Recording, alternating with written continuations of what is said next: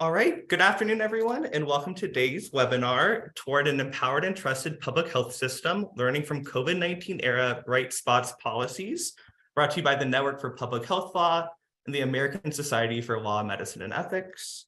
I'm Daniel Wacker, the Program Development Associate at the Network for Public Health Law, and I'll be your host today. We strongly encourage that you use the Q&A function down below. If you just click on the box, you should be able to actively use a Q&A session, and we'll have people answering those questions throughout the webinar. And then finally, your moderator for today will be Darlene Huang Briggs, the Deputy Director for the Act for Public Health Initiative at the Network for Public Health Law. And so I'll pass it on to her to introduce our speakers today. All right, thanks, Daniel, and welcome everyone. As Daniel said, I'm the Deputy Director for the network's contributions to the Act for Public Health Initiative, which I'll tell you more about shortly. But as your moderator for today, I'm going to first introduce our stellar lineup, and then I'll briefly provide some context for our time together today. My colleague Jill Krieger will present first, sharing the framework from which she's been thinking about Bright Spots policies during the COVID-19 era.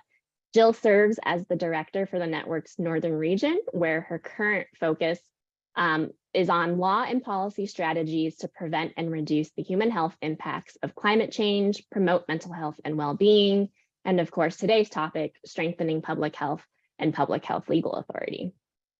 Next slide. The team from Oregon Health Authority will follow Jill. From the Oregon team, we have Sarah Boudreau, who is the Strategic Initiatives Manager within the Office of the State Public Health Director. Sarah collaborates with governmental public health and health system partners to implement system changes to eliminate health inequities and ensure that every person in the state has access to critical public health protections. Dolly England leads the Public Health Modernization Community Engagement Team at Oregon Health Authority, which supports 170, yes, you heard that right, 170 community-based organizations. She has over 15 years of community health experience, ranging from case management to health education and community organizing. She launched Oregon's new health equity funding opportunity, which you'll hear about today, totaling over $30 million in awards directly to the community. Rounding out the Oregon team is Josilia Johnson, who describes her role as providing grant management support and, quote, cheering on the many incredible community partners funded through the Public Health Equity Grant. I love that. And in her bio, she also highlights one of the key criteria about what empowered public health is. And that is being able to quickly transition from the environmental health work that she landed in Portland for to supporting the community organizations responding to the pandemic. Next slide, please.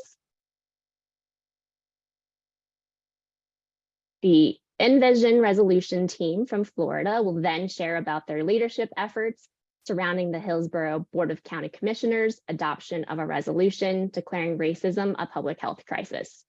Antoinette Davis is CEO and co-founder of Envision Resolution, LLC, and as she described, she wears many hats and that embody being a community activist and change agent. She serves as Director of Justice Ministry at Bible-Based Fellowship Church, member of the Health Department's Health Equity Task Force, lead organizer of the Equity and Justice Working Group, and best of all, mother to 7 children and wife to just 1 husband. Next slide. Joining Antoinette is Stacy Ransom, CFO and Envision Resolution co-founder. She is, quote, the lady behind the scenes that gets things done. After 15 years in corporate America, she took a leap of faith and opened her home daycare, which has loved numerous children into scholastic success.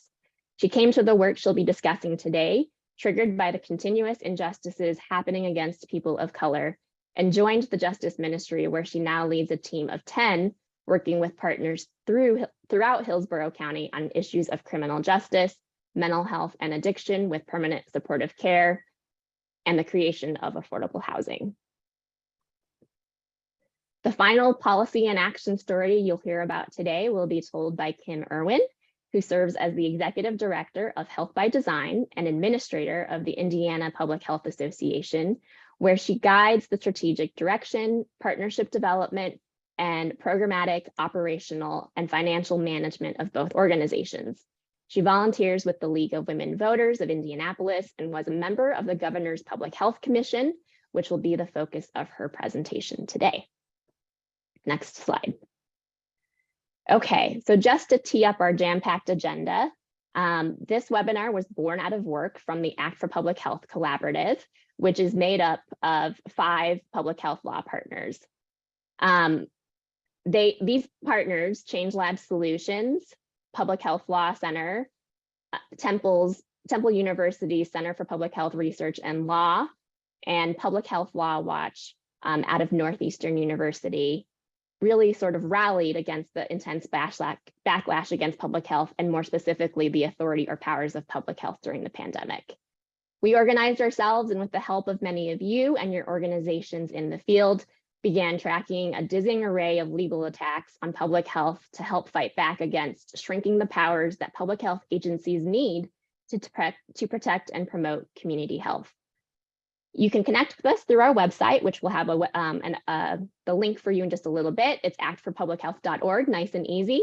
And you'll also find a whole host of curated resources there, including information about what Public Health Authority is and how it can more specifically help you. We'll also, actually, if you go back to the previous slide, Daniel, you'll also find a link to these Law Atlas legislative data sets, which you see on your screen here, which if you joined our webinar in January earlier this year, were released just before that. Our colleagues at Temple University have compiled this helpful one-stop shop and set of visualization tools of legislation from 2021 and 2022 that impacted Public Health Authority, both bills that were introduced but never made it through the legislative process and those that were enacted into law. Next slide, Daniel, please. And that work is really what set the stage for the Bright Spots work you'll hear Jill talk about next. To put it in one soundbite, though, there has always been this natural tension within public health with law and policy at its source. And that is, how do we balance the common good with the constitutionally protected rights of individuals? The tension has been heightened in so many ways during the pandemic.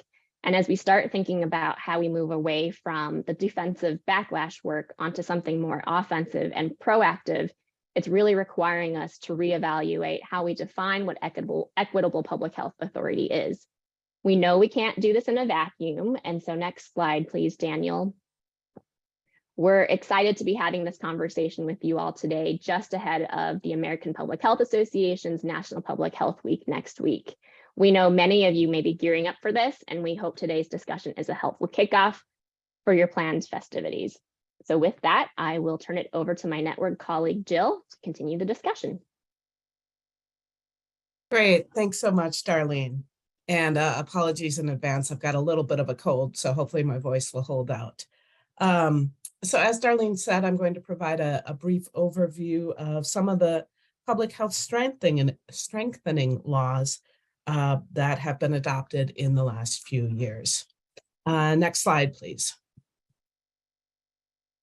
So one thing we know, that in order to get where we want to go, we have to know where that is, and whether that's for the whole public health field or as a city, county, state, tribe, or the country. And I think one of the questions that I've been asking is, are we trying to, correct the pendulum swings that we've seen and kind of get back to the status quo as it existed before the pandemic, before the racial reckoning? And I think to ask the question is to answer it. I mean, I think we're looking for a paradigm shift away from a public health system that is underfunded, invisible, and leaves racial disparities in place year after year. So that said, there are multiple values and goals in play, and sometimes they're a little bit in tension with one another. We don't just have, one overarching value, except perhaps health itself. But for example, we want a public health system that's democratic, but we also want it to be able to act quickly in an emergency. We want it to be able to make necessary but unpopular decisions. We don't want it to be authoritarian, but neither do we want so much deference to individual liberties and individual rights that we can't act on behalf of the common good at all. So there's some of that tension that will be a backdrop for the rest of our discussion. Next slide, please. At the beginning of the pandemic, or at least when it became widespread here in the United States and government actions really kicked into place, there was an analysis published in The Lancet about the psychological impact of quarantine and how to reduce it, looking at the evidence from previous quarantine orders. And one of the headings in the article is altruism is better than compulsion. And I think that's a helpful note for us, right? I mean, that said, it's hard to be altruistic if you don't know where your next meal is coming from or how you're going to pay your rent. But on the whole, that Lancet article recommended appealing to people's sense of the greater good and willing to sacrifice to help others. And then we spent, a good chunk of the next 3 years sort of squabbling about, can the government tell me to stay home? Can the government tell me to get a vaccine? Can the government tell me to wear a mask? Next slide, please. And I think if we're going to function as a society, we have to have we absolutely need the power of the government to regulate behavior. And moreover, I don't actually think that's controversial, maybe in the specific instances, but everybody wants to be able to go out to a restaurant and eat a safe meal, not get norovirus, for example. Everybody wants to be able to turn on the tap and get clean drinking water. So the idea that we have to have rules in order to coexist and provide safety and security, I think is not controversial. So then that leads to the point that we have a whole set of tools in the public health law toolbox. And let's not make the mistake of talking about direct regulation as if it's the only option we have. We have some really powerful ways to change the context.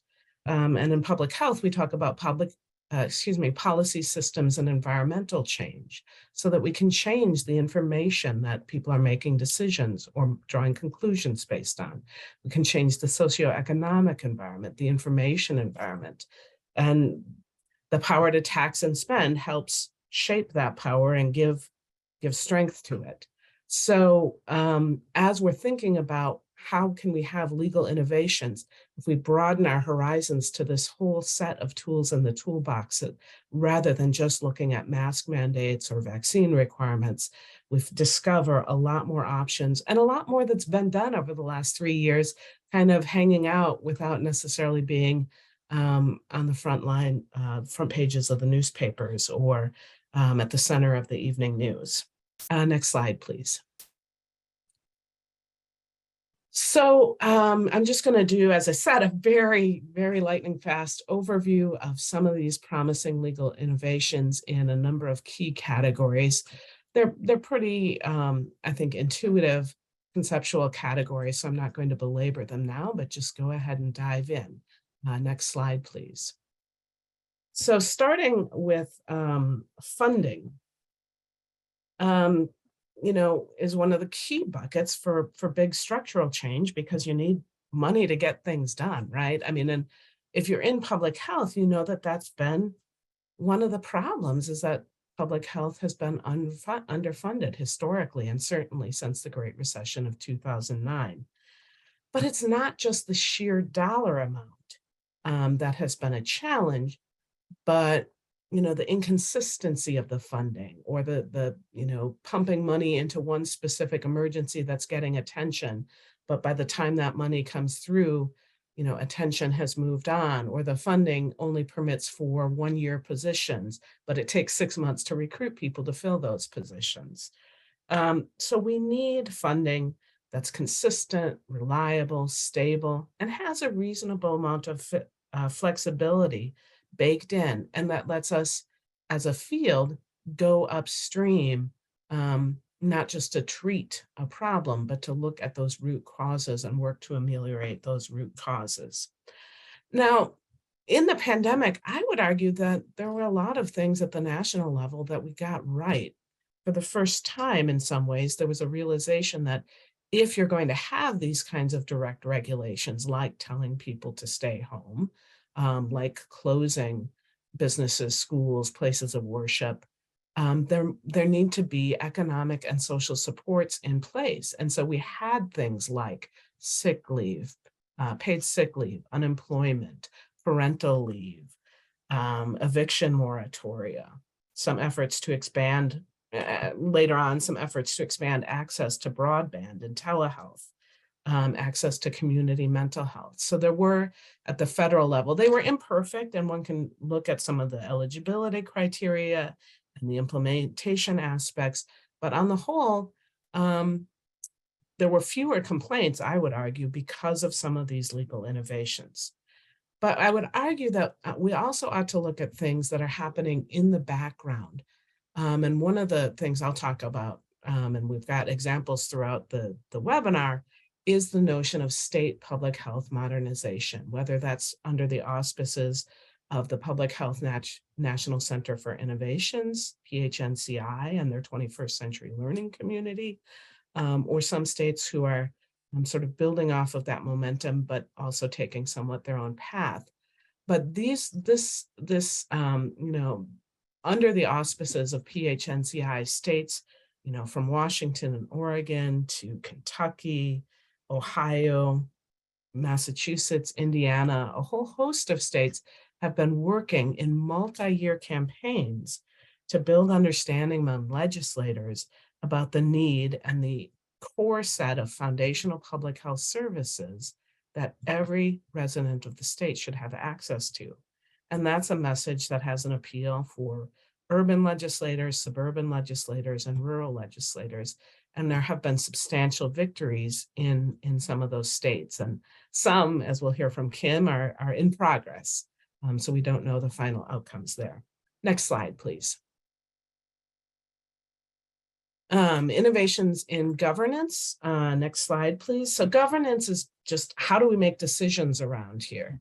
And that's a place, again, where the 21st century learning community is looking at sometimes at opportunities to recalibrate the balance of what happens at the local level and what happens at the state level, depending on the context in that particular state, how decisions are made, the balance between elected officials and executive agencies. We also are seeing innovations. We saw throughout the pandemic tensions between state and local governments. And so home rule has been a critical tool to protect the authority of those local governments that are closest to the needs and wishes of their residents. So we've seen some states move to protect home rule or to repeal preemption in some instances. We could have a whole webinar on governance. One thing I did want to highlight is racial health equity impact assessments. If one of our core goals in public health is reducing disparities, then examining a proposed law at the outset and seeing whether it's likely to reduce or increase racial disparities can be a powerful tool. And my colleague, my network colleague, Dawn Hunter, had a blog post recently that looked, she and her colleague, Sarah Rogers, looked at the state's momentum toward passing and implementing these laws in a number of states. So that's certainly been an innovative strategy. Next slide, please. And speaking of health equity, we've certainly seen an explosion of innovation in this regard. Data collection and disaggregation. The city of Milwaukee was one of the first places early in the pandemic to say, wow, we are really seeing significant disparities in the African-American community, other communities of color having higher rates of COVID. And so our colleagues at the Mid-States office within the network have produced a number of tools on disaggregation of data to support the kind of epidemiological, the collection and reporting of that kind of data to help with the epidemiological analysis. There's a whole host of other strategies that some of my fellow presenters will be talking about. So I'll move on. Next slide, please. Infrastructure, we've seen a number of states. Next slide, please. adopting laws at the federal level. There have been, in addition to those kind of social safety net laws, more recently there have been the American Rescue Plan Act, the Infrastructure and Jobs Act, the Inflation Reduction Act, to provide substantial funding for initiatives to modernize our public health labs, our data and IT infrastructure, our broadband infrastructure, as well as some of our physical infrastructure. Next slide, please. In the area of workforce, the public health workforce is going to be my particular focus here. Next slide, please. A whole host of laws have addressed workforce safety, not necessarily from the perspective of the transmission of COVID, say in a meatpacking plant, but I'm talking about the threats and harassment faced by public health workers and some of the laws to prevent, to protect the private information, in terms of address and telephone numbers. A number of states have adopted laws to protect the safety of the public health workforce. Now, it's worth noting that we do need to give careful thought about enforcement in some of this regard. If we have, again, those goals in tension, we want a robust and confident and comfortable and safe workforce, and we want racial equity. And given some of the challenges in our law enforcement system with systemic racism, we need to question sort of a reflexive turn to law enforcement as a strategy for enforcing some of these or securing some of these benefits. So there's a tension there, but lots of strategies in place with respect to the public health workforce that perhaps we can talk about more in the Q&A. Next slide, please. Public health interventions and emergency orders.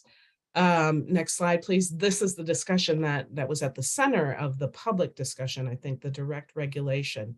And there is a lot to talk about there. I will note that the network has a webinar coming up on April 6th, where we will be talking about a lot of this in greater detail. So given a look at time on our jam-packed agenda and other terrific presenters, I think I'll move on to the next slide. But again, April 6th, we do have a webinar that will be diving into some of this in detail. So how do we choose among all of these options? I mean, one, we have to know that these options are available, and we need an interdisciplinary team of people to address some of those essential public health law services. How do we know what the problems are? How do we craft the solutions? How do we bring people together behind them, get them in the books, and then evaluate them? I think our next presenters are going to talk about all of that. Next slide, please. We're all looking for the intervention that's going to be just right in our jurisdiction based on the political, cultural, social, and economic context. But today's webinar, I hope, will at least convince you that there are some options to choose from. There are jurisdictions that have implemented these, passed and are implementing these laws, and they're making a difference on the ground today. And you can learn from them and bring them back to your jurisdictions. Next slide, please. All of this was very condensed. We will be having an issue brief with a lot more details on each of these categories of interventions coming up later this spring. So keep your eyes open for that. Next slide, please. All right, here's how you can track me down. And without further ado, I will turn it over, I think, to Sarah. Great, thank you, Jill. Hi, everyone. Thanks for having us here today, and a huge hello to all our wonderful Oregon colleagues who are watching today. My name is Sarah Boudreau. My pronouns are she, her, and hers. And while we're getting our slides pulled up, Dolly and Josilia, do you want to say a quick hello? Hi, can you see the slides? We can see the slides with notes, with the notes version. Get to talking. Hi, I'm Dolly. Nice to meet ya. There, how's that? You got it perfect. All Josilia, go ahead. Good morning, everybody. My name is Josilia Johnson. I use she, her pronouns, and I'm a community engagement coordinator on Dolly's team. Great. I think we can go forward one more slide. So I'm going to start by providing a little recap on where we're at with public health modernization here in Oregon. Oregon was among the first states to begin its journey toward public health modernization.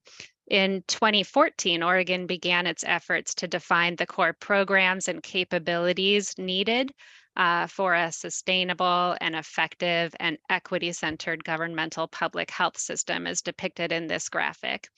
So you'll notice our framework is very similar to the National Foundational Public Health Services model, but also different in some very important ways. Most notably, Oregon, from the very beginning, defined our work around health equity and cultural responsiveness, really just recognizing governmental public health's role to be intentionally shifting power and resources back to communities that are frequently underserved by governmental institutions. So in Oregon, the public health system works daily with partners, including community-based organizations who are just instrumental to providing culturally responsive services to communities. And that's what you'll hear about from Josilia and Dolly today. Next slide. There's a lot on this slide. I think the story here is that public health modernization is a long game. It's not something that can be done in just a couple years. Across the top of the timeline, you can see some information about the legislative bills that have passed in each legislative session, as well as the funding that's been allocated by our state's legislature for public health modernization. Should mention that Oregon is really proud to be the first state that codified public health modernization in our statutes back in 2025. So currently, Oregon receives $60.6 million from our state legislature for public health modernization, and the majority of those funds are going straight back into communities through allocations to local public health, federally recognized tribes, and in the current biennium for the first time to community-based organizations as well, which you'll hear more about. Although our intentions around equity and funding communities were there from the very beginning of our work back in 2013, 2014, really is in the current biennium, and quite frankly, coming out of a global pandemic that gave us the ability to significantly invest in community. Next slide. This slide shows you a little bit about where we're going with developing a modern public health system. And just looking at the right-hand column of this table, hopefully you see that community and equity is at the center of all of this. So being able to adapt and respond, focusing on prevention and preparedness, building our partnerships, centering the voices of communities and putting resources into communities, making sure that there's coordination across all parts of our system. Let's see. So Dolly and Josilia are really going to showcase the work of CBOs and the impact that the Oregon Health Authority's public health equity program is making in the lives of people throughout the state. So we're not focusing on governmental public health today, but I wanted to show just 2 slides to give you a sense of what local public health authorities are doing to build community partnerships. With current investments, local public health is employing more than 300 positions, many of them new positions, many of them existing positions. So you can see on this slide, really being able to build out communicable disease prevention and environmental health work, focusing on preparing communities for the impacts of climate change. Also, very notably, local public health is building out capacity for those foundational capabilities, communication, policy, and creating new positions that are specifically focused on health equity and community outreach. And this slide shows that 67% of local public health authorities are specifically using their public health modernization funds to sustain and expand partnerships with community agencies. 100% of local public health authorities have reported new and expanded partnerships in the current biennium. And you can see that most are reporting that those partnerships are with community-based organizations, 4 out of 5 local public health authorities, as well as very high percentages of new partnerships with schools and other local government agencies. So the next 3 slides I'm actually not going to go through, but when you receive the slides, you have them to look at. It really highlights some of the amazing work that local public health is doing to support community partnerships in their area of the state. And with that, I'll turn it over to Dolly and Josilia. Good morning again. Dolly England, she, her queen. I am the Community Engagement Program Manager here at the Oregon Health Authority. So the public health equity funding opportunity came about when 8 different programs combined our funding to braid our monies into a single application in which our community partners could apply for multiple program areas all in one application. We had over 300 organizations apply with a total request of funding of over $150 million. In the end, we awarded 160-ish awards with $30 million in awards total. Come on, slide. Hello again, Josilia Johnson. The Public Health Equity Grant is shared by 8 program areas represented by the icons you see on the screen. Grantees were funded for one or more of these program areas, which are communicable disease prevention, HIV, STI prevention and treatment, adolescent and school health, health security preparedness and response, environmental public health and climate change, commercial tobacco prevention, ScreenWise, which is our breast and cervical cancer prevention program, and overdose prevention.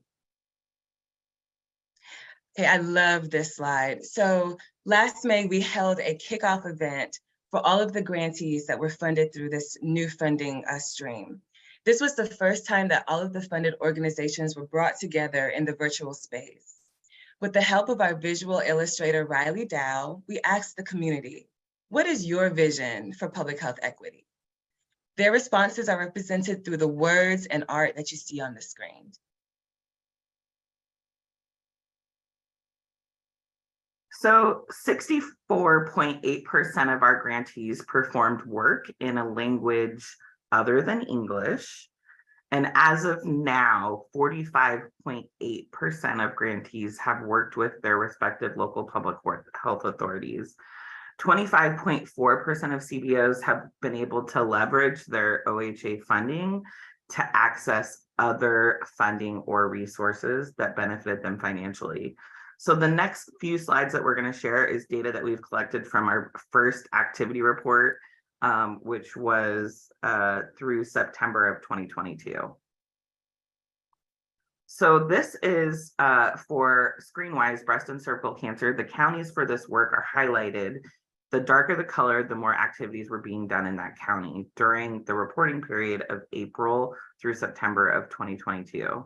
So this is ScreenWise work. You can see the populations that were served.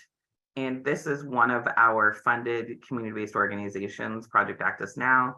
They have done quite a bit of outreach and education and have done over 1,500 culturally appropriate outreach materials.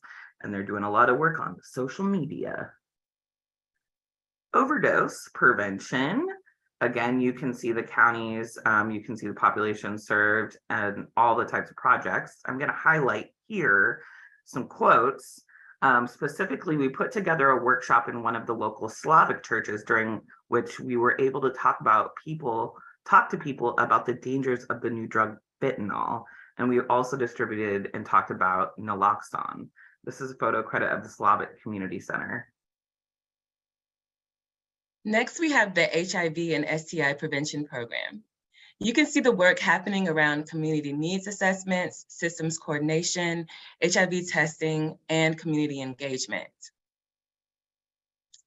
This slide is from the African American AIDS Awareness Action Alliance, or A6. This is one of our faith-based community partners that are funded for the HIV STI prevention program.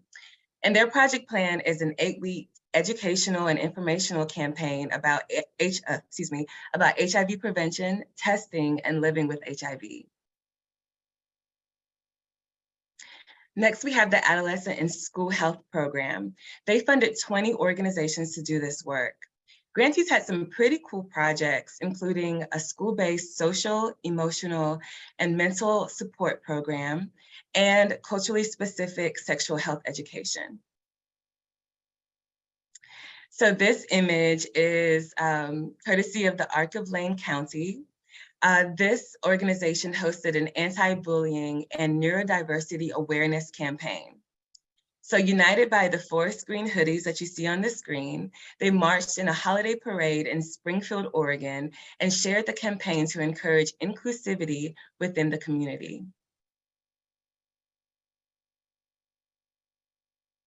Okay, this is for commercial tobacco. As a reminder, the funding source for our commercial tobacco was through ballot measure 108, tobacco tax revenue. From the slide, you can see all the population served, some highlights, lots of assessments being done, lots of partnerships. But what I really want to share with you all is the song Don't Vape, Breathe, available on iTunes.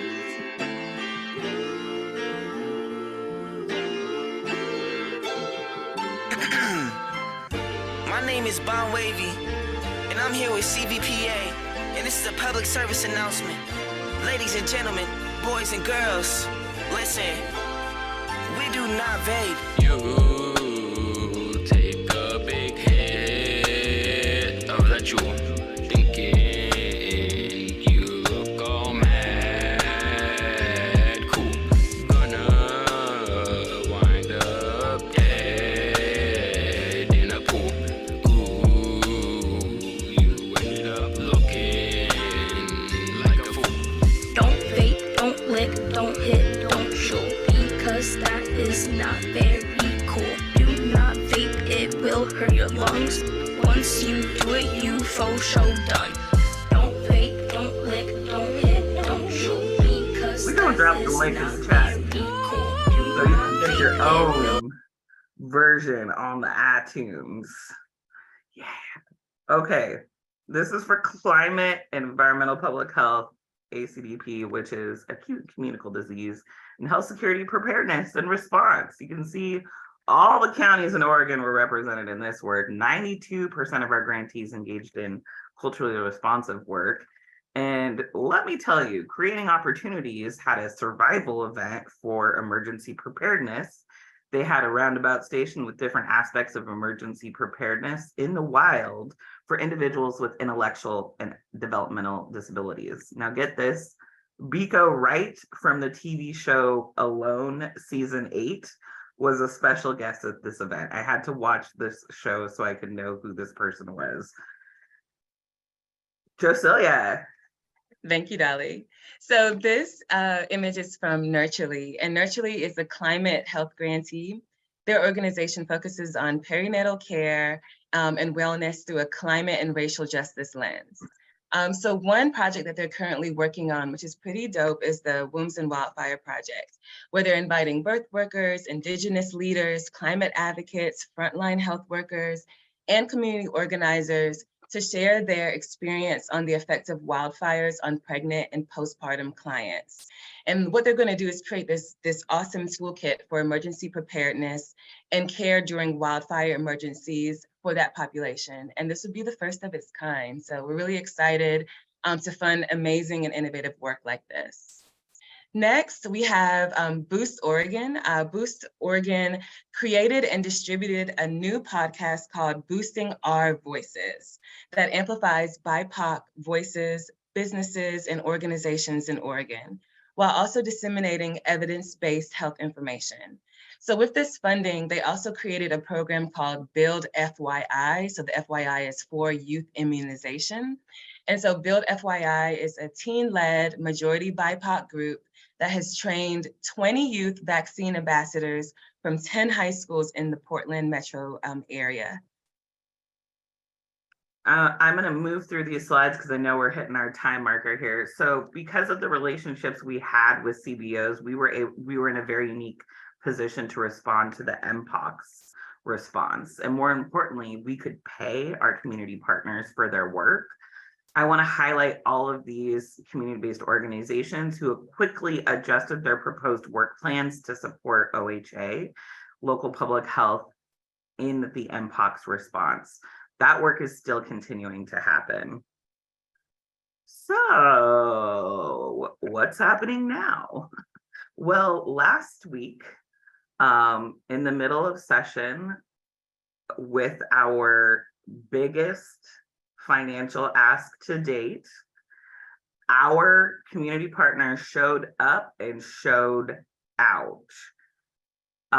We had, I think, well over 30 organizations testify in person or virtually, and I think we're over 50 or so letters, written testimony that was submitted to the Joint Ways and Means Human Service Subcommittee. Sarah, do you have anything to add to that?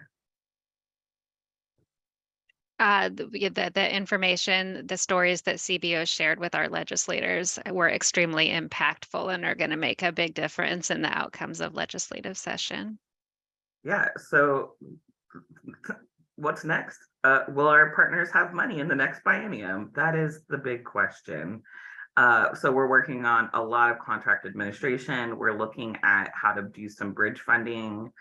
And quite frankly, I'm low-key freaking out about what if community partners get the $100 million that they've asked the legislature for, which is a different amount than what's in the governor's budget. So we'll see. We have learned a lot. Listen to your community partners. They always know what they need every time. Trust is something you earn.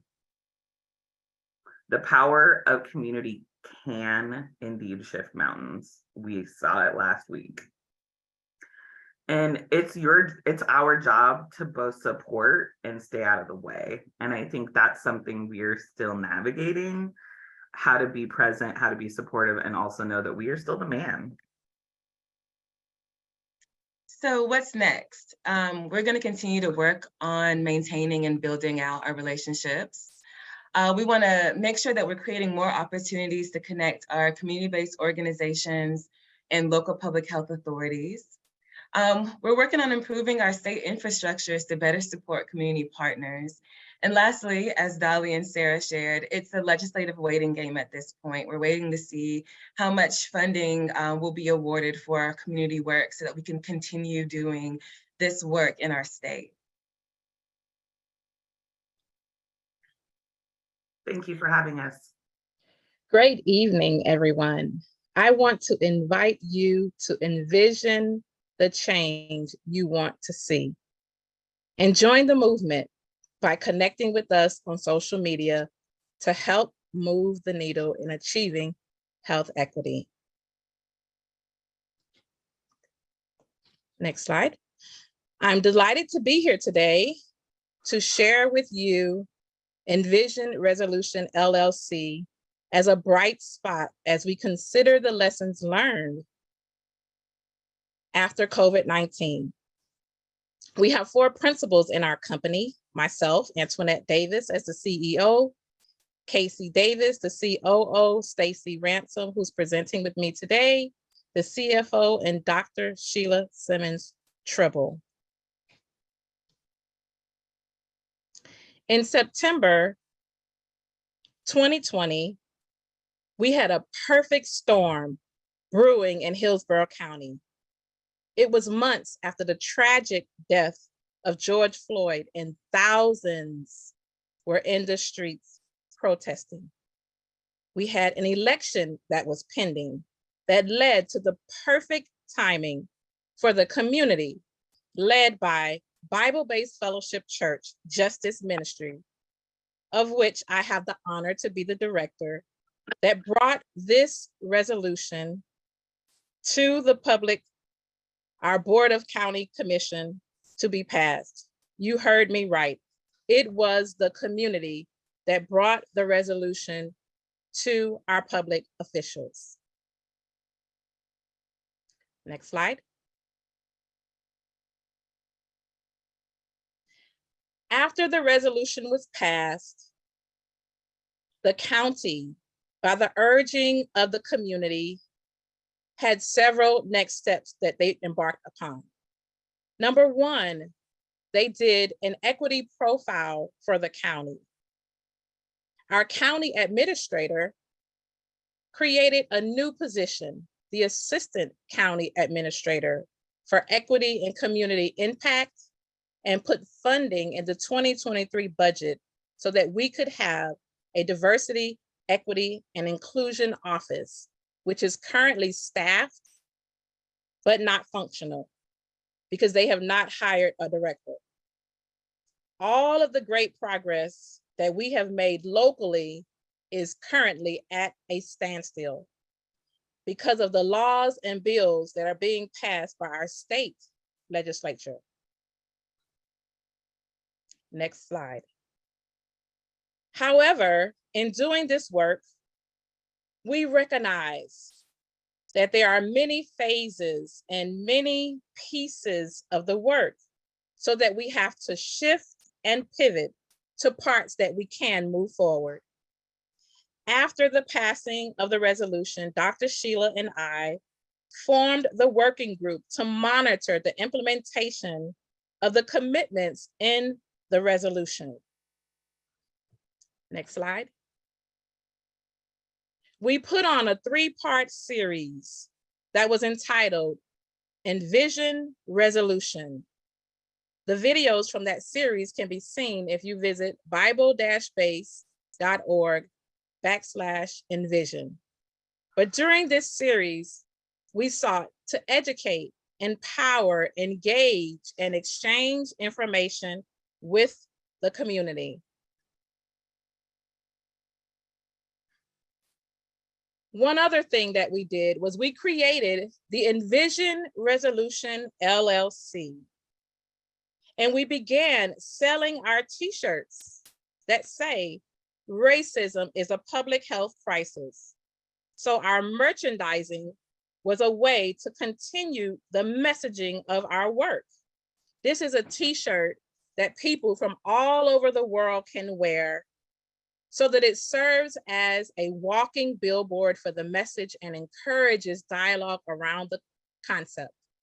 We ultimately want to raise the consciousness of communities of color, the health consciousness of communities of color, and elevate the focus on equity in our society.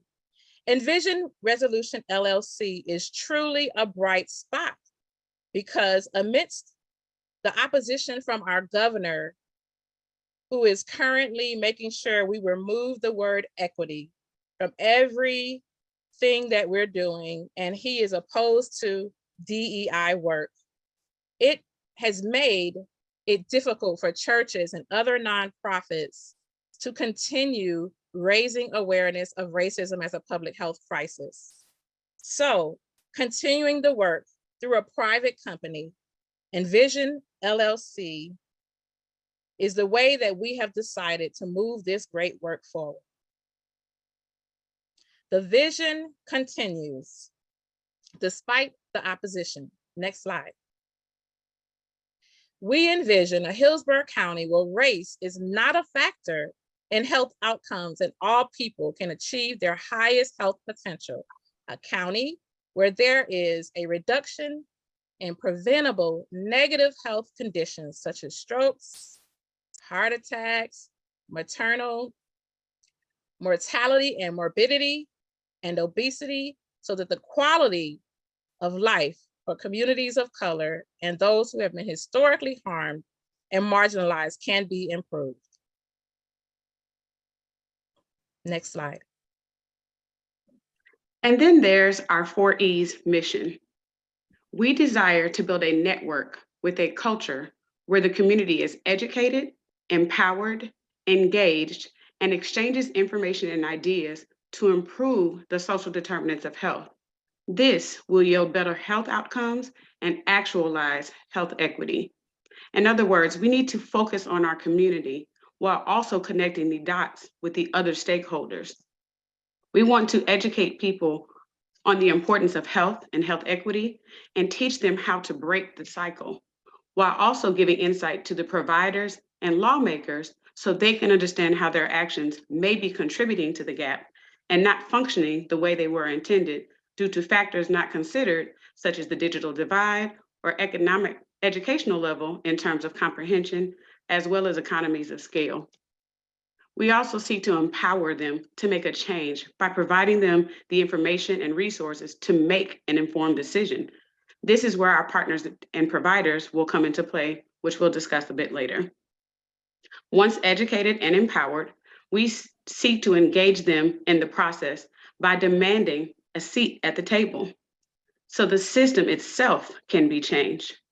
We do so by teaching them the importance of civics as well as voting and making sure that they're paying attention to the big picture, not just their individual circumstances. And finally, we encourage an exchange of ideas. You know how the saying goes, 2 heads are better than 1. So it makes sense that it would take the entire community as well as all of the stakeholders to achieve the equity we want to see. We plan to achieve our mission through the following activities. Our workshops, like the one we're having April 29th, pictured here, will educate the community on various health factors and health risks. They will come out with an understanding of the interconnected nature of the social determinants of health and will create a personal action step. As a part of our continuous engagement, we will track their progress through our providers. Our forums and community talks are aimed at reaching people in the places they visit frequently, such as beauty shops, beauty salons, barber shops, and churches, in order to meet them where they're at. Community cells are meant to serve as your accountability partners. This is your village for the journey to health. They will be comprised of people that live in similar areas and have similar goals that can support one another through the process. Remember, it's all about community. And then there's advocacy. We will continue to work with the local officials to change the system to one that's more equitable for all. And finally, there's the resources. Doesn't make sense to have an opportunity to fix something if the people don't know it's there. So you need to be supported in your individual as well as your collective growth. Next slide, please.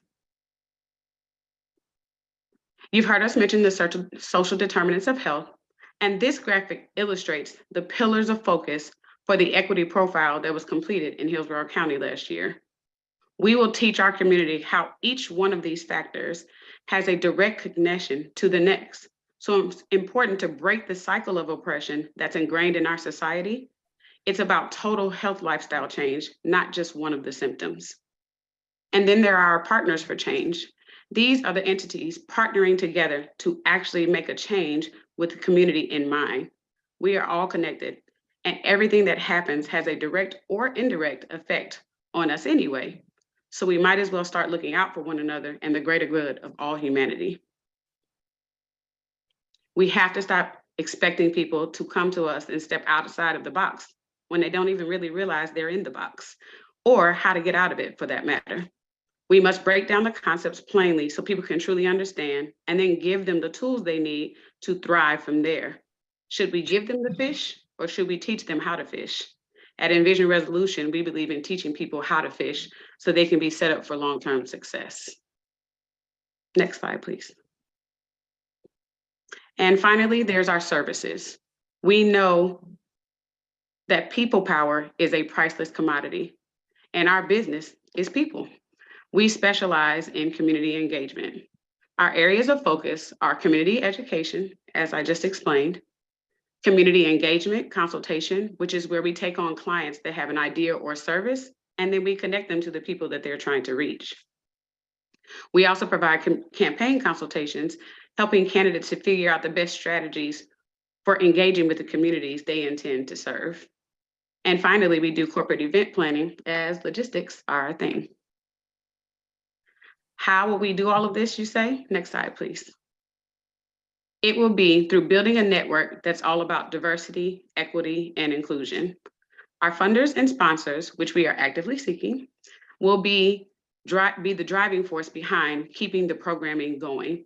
There will be the foundation on which we will be able to build and expand our reach. Then there's our partners and providers. They will be our direct connections to the people. We plan to use the barbershop model and work with our local churches to continue the idea of reaching people in the places they frequent. While not a new concept, it is not one that is overly developed, and we want to bring back the idea of reaching people where they are. Just like you can walk into CVS and Walmart and check your vitals, we want to expand that concept to barbershops, beauty salons, and churches and make it more robust. Now, not only will you be able to check, but you will also be provided with the resources to help actualize a change. Our partners are those that have a space for health fairs and checkups and agree to partner as indicated here. And our providers, whether individual or corporate in nature, will be the change agents that help people achieve the personal goals set in the workshops and beyond. They have the additional responsibility of tracking progress and following up, as there is a great need for doing so to rebuild trust in the community. This is not only hard work, but it's hard work, and we must get back to finding the balance between the two. While there are challenges and roadblocks that Antoinette explained previously, we can only do what we can do and remain a bright spot by continuing what we can control. That's ourselves and our actions. We choose to focus on what is working and move forward from there. Next slide, please. We hope that you will join the movement and envision the change that you want to see. We've indicated here how you can connect with us on social media to follow our work and the things happening in the Tampa Bay area. We definitely invite you to visit our link tree in order to order your t-shirt, which Antoinette and I are wearing here today, and start some conversations. Also included is our registration link for the upcoming workshop if you just so happen to live in the Tampa area. We'd love to have you, and we hope to connect with you soon. Thank you so much.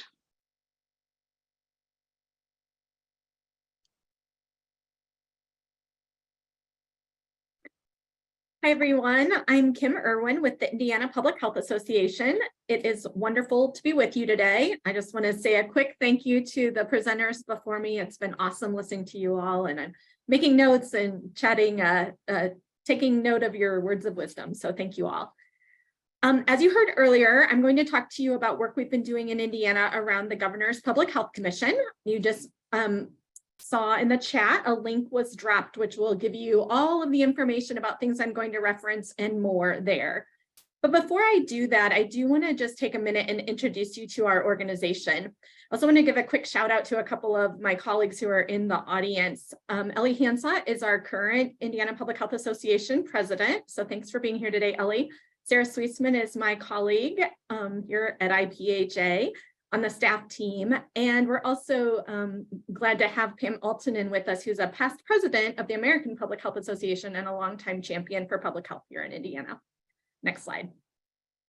So very quickly, just to say, we are the affiliate in Indiana of the American Public Health Association. I'm going to guess that almost all of you, if not all, are familiar, but I just want to make a point to say that if you are not already involved in your state or local affiliate, or with APHA generally, please make a point to do that. Definitely long-term friend. We were introduced to the Network for Public Health Law through APHA. And so I just want to really just offer that up for all of you to be making those connections locally and at your state level if you haven't already. Next slide. A couple of things about Indiana Public Health Association before I transition to the commission information. So we do exist to build capacity among public health professionals and our partners here in the state. And we do that to achieve health equity and well-being for all people in all communities across Indiana. We really are focused on being a robust partner, a connector, and a resource for advancing public health in Indiana.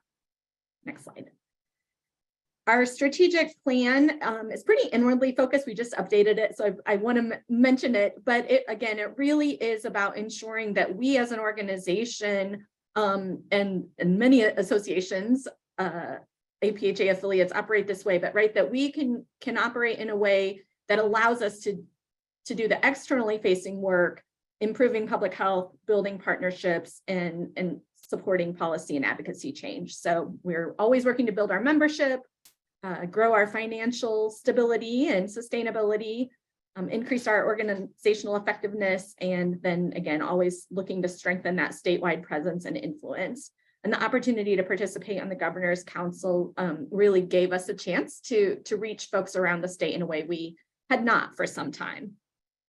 Next slide. We really try to stay focused on upstream public health issues, looking at core infrastructure, funding, structural issues, very much focused on social determinants of health and the cross-cutting ways that those impact people's lives and lead to health outcomes. And certainly with that equity lens, always with a focus on the impacts, historical and current, of racism, injustices, and other isms. I'm going to talk much more about public health infrastructure and funding, and then also a bit of our policy and advocacy activities here. I will just say that's an area where we have tremendous need to grow capacity. We do the work now, but there's so much more we could be doing. And I'm sure many of you feel that in your daily lives. So I just wanted to acknowledge that. And then also, we continue to look at the impact as you all are here of the COVID-19 pandemic and what equitable long-term recovery and resilience means. Next slide. Just very quickly, we have several activities. We have a monthly steering committee, or a monthly committee focused on policy and advocacy. We do convene a health equity action team each month.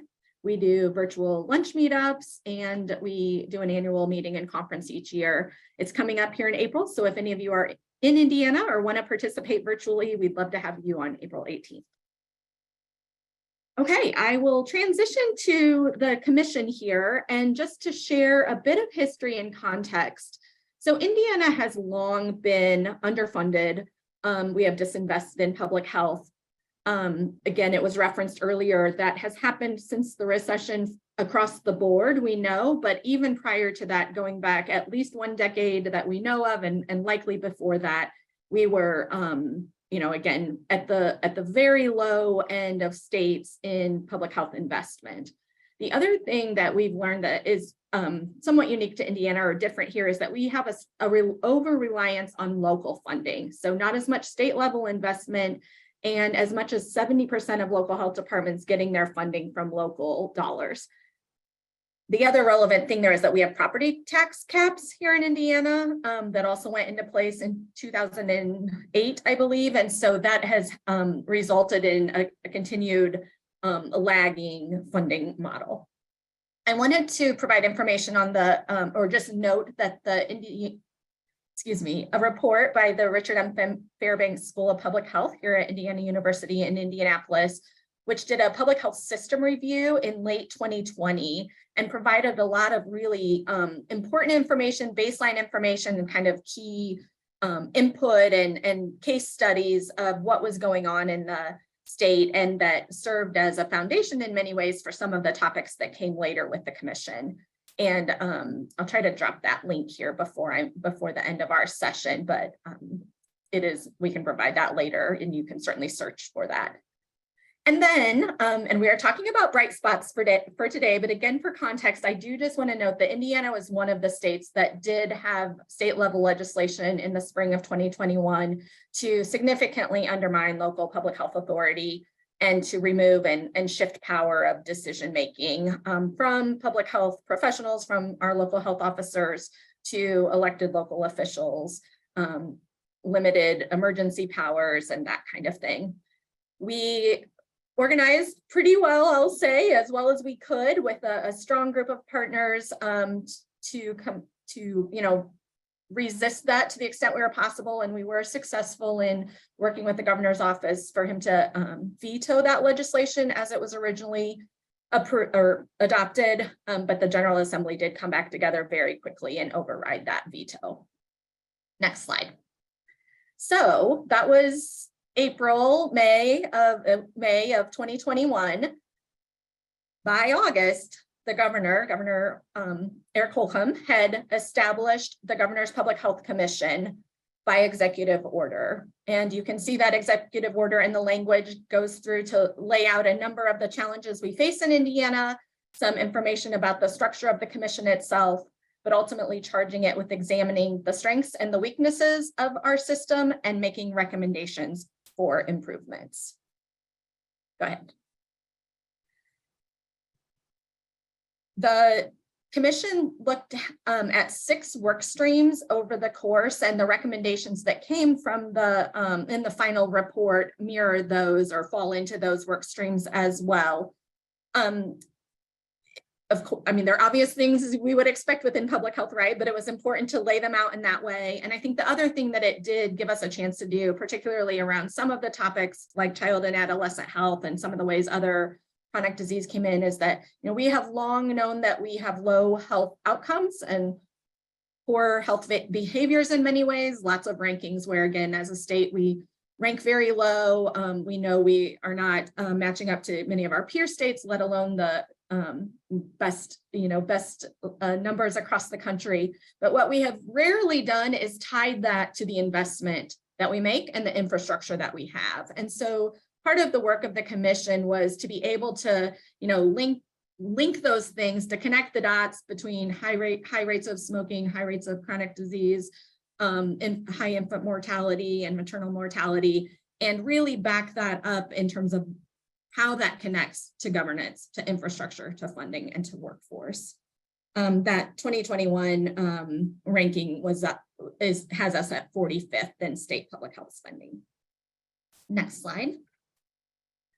Just a bit more about the commission itself. So you can see here a picture. It was actually on St. Patrick's Day, so there's a lot of green in that picture. We were very, very fortunate to have co-chairs of the commission, one being Dr. Judy Monroe, who's at the CDC Foundation now, but is a former state health commissioner from Indiana. Many of you may know her and know of her. We're so thankful for her leadership on the commission. And she was joined as a co-chair by former Senator, retired Luke Kenley, who was a longtime leader on the Senate, the state Senate, around fiscal policy and working to find funding, secure funding, look at funding formulas and that kind of thing. So his expertise was incredibly important in thinking about how we would move forward and kind of the overall how we fund things in Indiana and looking at public health in that. So we had 10 commission meetings. We wrapped up in June of 2022. We had a public comment period that was open throughout. People could submit comments via the web at any time. We did a listening tour where commission members went to 7 places across the state for these 2-hour forums where people provided testimony. It was really a chance for the public to weigh in, to share thoughts. A lot of folks highlighted work going on at the local level. We certainly heard of a lot of folks that were very concerned about potential overreach and what this means, or what the commission was looking to do and that kind of thing, but really an important forum and way that we gave voice to, or allowed people to have a voice in the process. And then the team, you know, certainly the leadership team and many of us on the commission did dozens and dozens. I need to actually check the number of invited presentations, and that continues to happen, like today for me, where we went to specific groups, specific stakeholder groups, to keep them informed through the process, get early input, make sure that we were hearing about concerns, input, ideas, and that kind of thing. I neglected to say it earlier, but I do want to make a point to just give a huge shout out and a level of thanks to the State Department of Health staff that really did so much behind the scenes work in not just leading the commission meetings and that kind of thing, but ultimately preparing the report, managing communication, helping provide, resources and support and that kind of thing. So there was a consultant team involved as well, but the State Department of Health staff provided just countless hours to the process. Next slide. So the commission report was released in July of this year. You can access that through the link that was shared. Again, that was followed the 6 work streams that we had. But ultimately, the goal, as laid out in the final report, was to ensure that every Hoosier has access to core public health services that allow them to achieve their optimal health and well-being. And the centerpiece of those recommendations was that we needed a significant state investment in local public health. That needed to be consistent, it needs to be flexible, and it needs to be sustainable. We are no longer, we simply cannot operate doing the public health at the level and at the need that we have, that anyone has, right, at the amount of investment that we have now. And the negative impacts of that and the increasing negative impacts that will come with that was made very clear. So just want to transition to implementation, and then I'll wrap up with a few just general comments. So on the next slide, with implementation, many of the recommendations that are outlined in the report are able to be achieved without legislative action. They can be pursued by the State Department of Health or other state agencies. They can be pursued through partner organizations, but many do require legislative action. So with our General Assembly, we're a part-time General Assembly that when it came back into session in January of this year, there are two primary legislative bills that are carrying forth the recommendations. The House Budget Bill, which is 1001 always, and Senate Bill 4, which is carries again the legislative action specific to implementing the recommendations, and then it deals with the funding formulas, distribution, and the more technical aspect of how funding that would come through the budget will be distributed and used and that kind of thing. There is also quite a bit of work going on through the State Department of Health and local health departments around identifying and setting forth core public health services, like benchmarking what those are, looking at key performance indicators that would come with that, and really, again, working hard to continue that communication between the State Department of Health, the local health departments, as well as local elected officials around implementation of this. We at IPHA are playing a role in helping to coordinate partners who are advocating for these bill and implementation of the recommendations, trying to, again, provide some messaging and communication support around this, and then direct support around organizing and advocacy through partners that do have lobbying capacity and capabilities, as well as trying to make connections where we can in key legislative districts and such. I'm trying to think how I want to say this. It's going to be interesting. Y'all can pay attention. Maybe we can send an update later. Our session will wrap up by the end of April. Sometimes they try to finish up sooner, and it is nearly guaranteed that all of this will be worked out in the final days through a conference committee process. That's positive in the sense that there can be a lot of behind the scenes maneuvering and influence and things that happen and can get us to where we need to be. It is also means that the process is very lacks transparency. It's very hard to be involved in that. And unless you're on the very core inside, you literally just don't know what's happening. So both of the bills have been, like the funding levels have been reduced based on what the governor's original proposal had. We're waiting on a Senate version of the budget. There's been on the Senate Bill 4, they've changed things up a bit to like more make it like grant funding as opposed to a direct fund to local health departments. So there are definitely some concerning amendments that have been included. And so again, trying to both get the bills back to where they started in many ways, but also to maintain that budget level is extremely important. And that's what will be, you know, all of the focus for dozens and dozens of hundreds of partners over the next month. I did just want to also note that both through the infrastructure funding that came through CDC and then some other workforce development initiatives, we are continuing to do other implementation as well to keep other things moving while we're here in the legislative process. Next slide.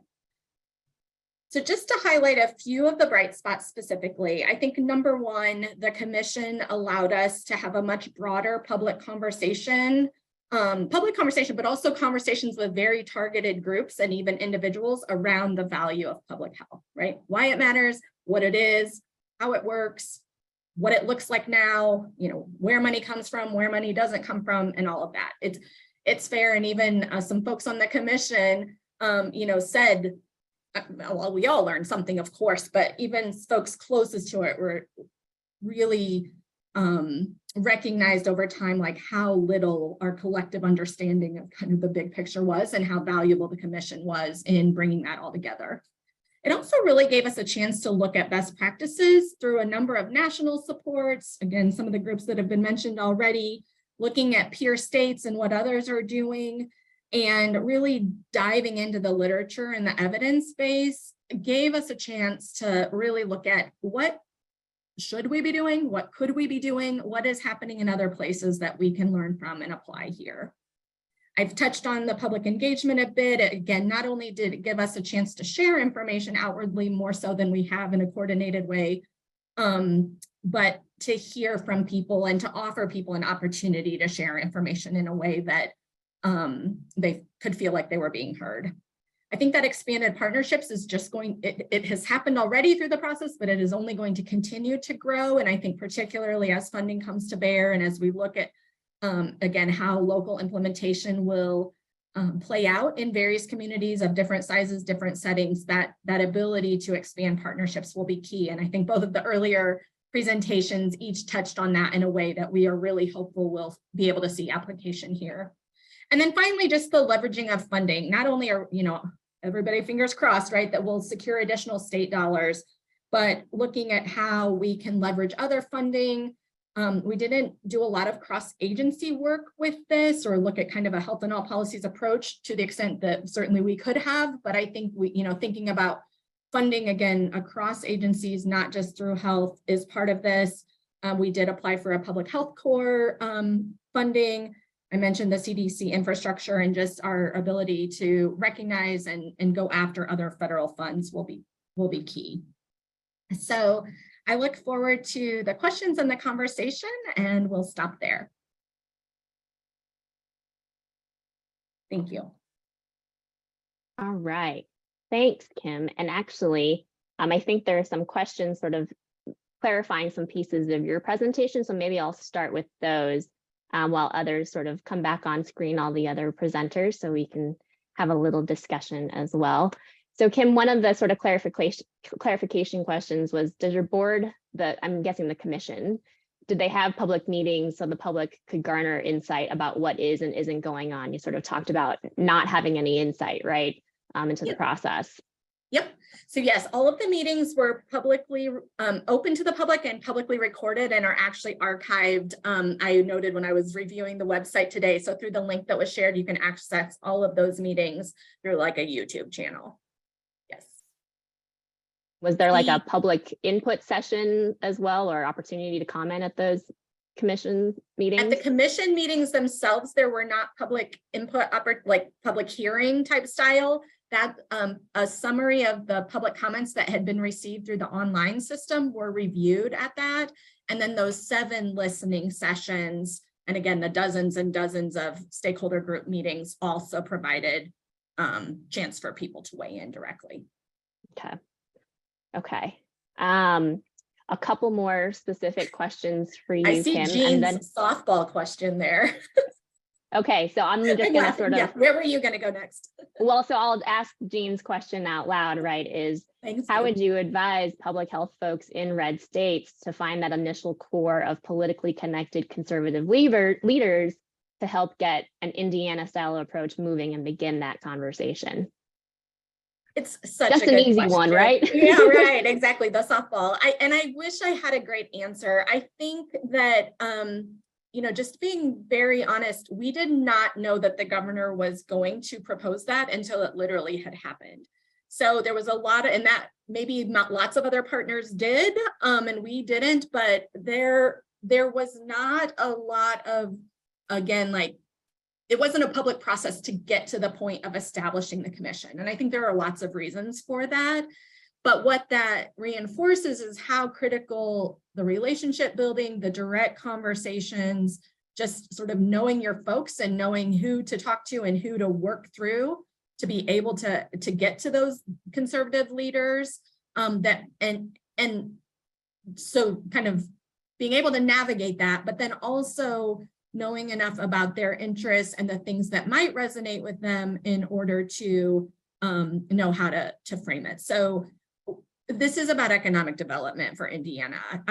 I will say, again, very transparently, that we did not talk about equity. We did not talk about racial equity. We did not talk, we talked about disparities between rural and urban and different settings and that kind of thing. But I hate to say it, but it is just the truth that racial equity was not something that was front and center with this for political reasons.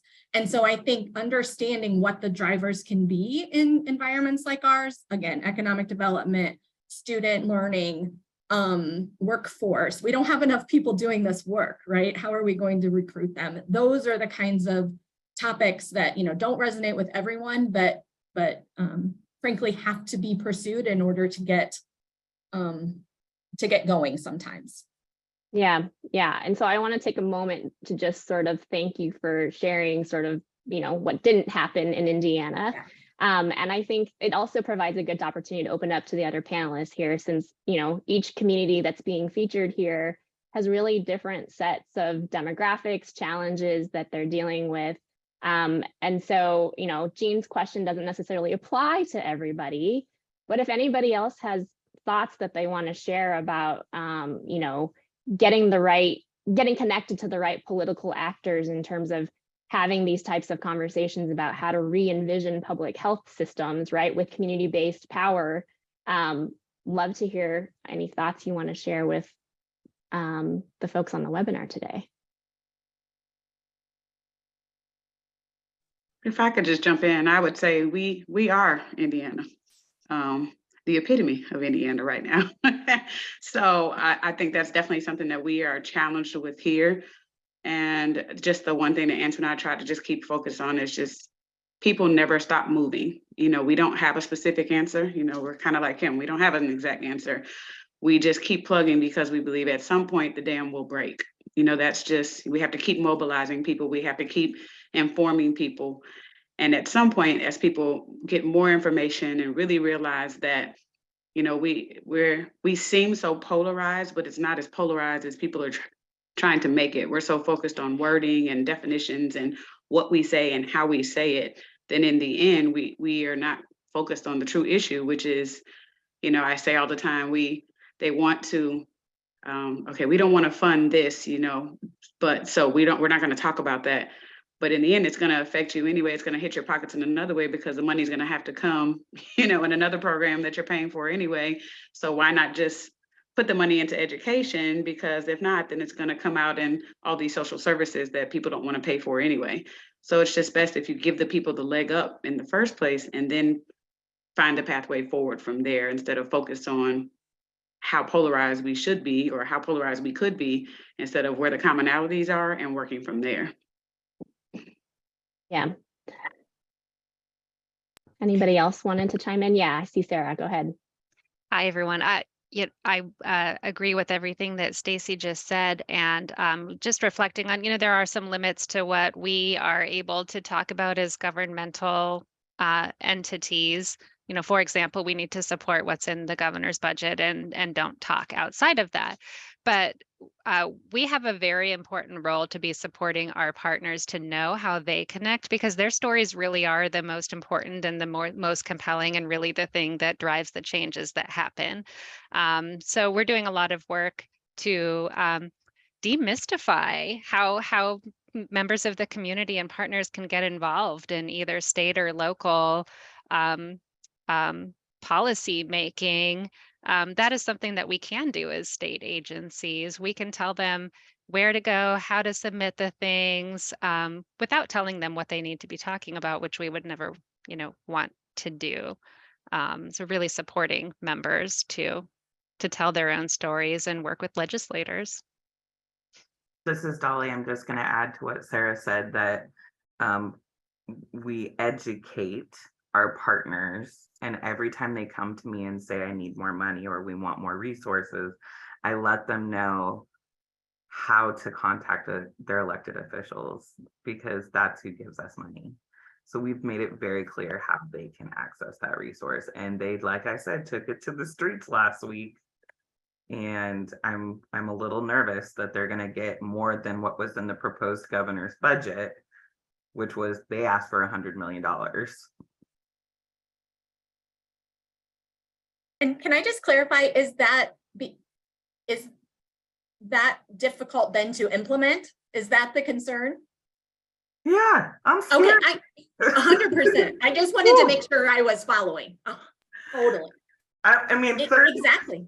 30 million is real different than 100 million, and we can do it, but I'm scared for us a little bit. We got a lot of work to do.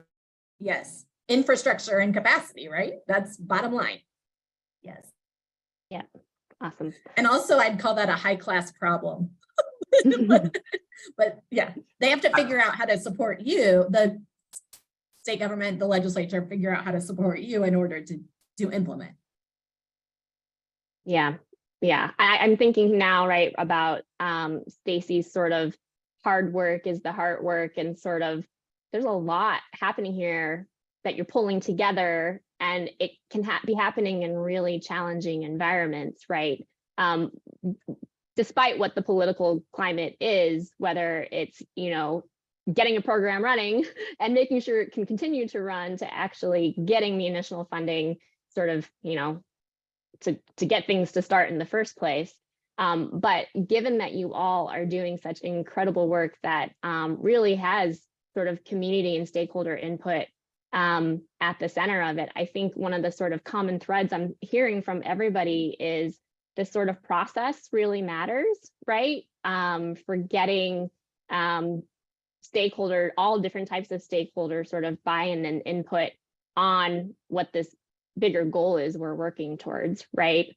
And I think because that is so much work, I'd love to ask how folks are staying sort of hopeful and optimistic given how hard this work can be.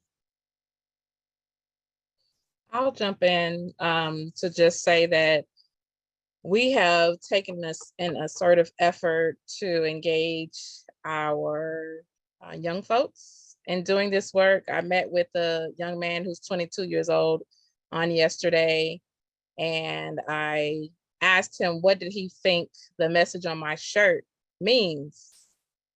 And so he was trying to articulate, and he was like, I know, I can tell what it means. I can't quite articulate it.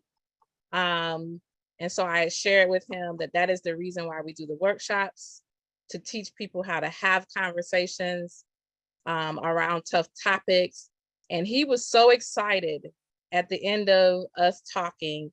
And so engaging that next generation and making sure that this work is sustainable, and that we're not being complacent in our approaches to how we talk about it, how we present it, who we're connecting with, to me, gives me hope. It really warmed my heart, because I started this work as being the youngest person in the room.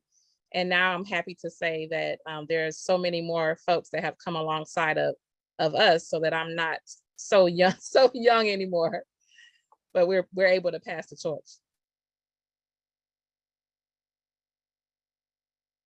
Okay, so I know we're sort of wrapping up here. Thank you everybody again for attending, and you see sort of the Act for Public Health information there on the screen for you, which is sort of the genesis for a lot of these conversations that are happening right now, and Jill's sort of framework of bright spots. Daniel, if you can go to the next slide, I think it has the information about what Act for Public Health does, which I talked about earlier. And then the next slide will have all of the link to the resources. I would love to give Jill sort of the last word here in terms of the bright spots is a coin you sort of termed here during all of the work, looking at all the legislative trends and litigation trends about the backlash. Is there anything you want to leave the audience with? Well, thanks, Darlene. You know, I guess I'm moving away from the bright spots framework to say we're no longer living in an environment where we should be on the defensive in the face of an onslaught of bad laws, but we can be driving the conversation. You know, all of these powerful examples today, and there are many more out there, of doing the good work of having real conversations, sharing real evidence, real lived experience can change hearts and minds and laws. You know, I used to have a slide, I didn't have time to use it today, but there's the song Simple Gifts. It's a Shaker song, and Aaron Copland set it to music. But it just talks about, you know, to turn will be our delight, till by turning, we come round right. And, you know, there's no one right answer for every jurisdiction or every state or community or tribe, but we've heard a lot of good good, different, right places for different communities. And hopefully this will give you some tools in your community, everyone who's joined us today. Fantastic. And I think with that, we can wrap up. Thank you, everybody, again. Yeah, thanks everyone for your participation in today's webinar, and thank you to our panelists for presenting. It was really an amazing hour and a half. I learned a lot. I think everyone here did as well. But just a final few notes to our attendees. You'll all be receiving an email from the network, which will have a survey link about this webinar, as well as a link to the full recording of this webinar in case someone had to leave early. Also, you'll be receiving an email from ASLME about CLE crediting, and they'll reach out to you directly to get those processed. But for that concludes everything. So thank you all for being here. It was great. Have a great rest of your day.